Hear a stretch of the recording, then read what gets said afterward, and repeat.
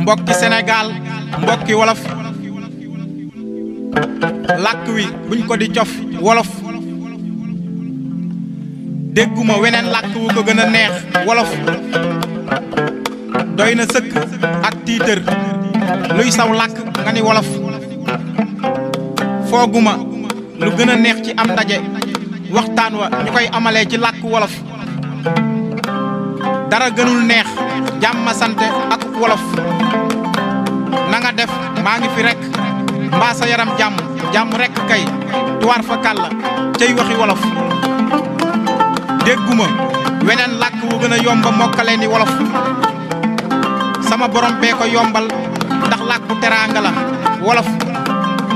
ak loo ko bañ-bañ ak lu ko sa deret sori bu duggee ci say nopp léegi sama borom jël ko tàbbal ko ci sam xel nga dégg wolof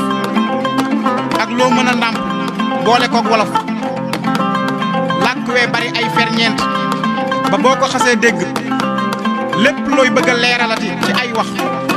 faaw nga wax ko ci wolof làkk wi am na tagg am na way am na njiin am na joobe am na léebu am na gaaruwaale am na xas am na ñaax làkk wi am na kàll moo bari njariñ wolof làkk wee maandu ba ki si juddoo ak ki ko dégg tey ñoo ca bokk yem comme dégg na ko rek mënatul toog nga koy jëw ci wolof wolof yaa neex a wax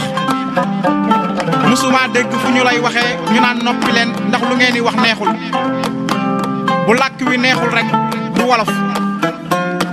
nañu takku ba dëgër liggéey ko ba biir réew mi ak biti réew mi ñu cay waxi wolof bërëb boo xam ne réew mee ko moom nañu cay bind di ca waxi wolof bërëbu jàngukaay yi ndorteel li ba ca cëppaandaw ga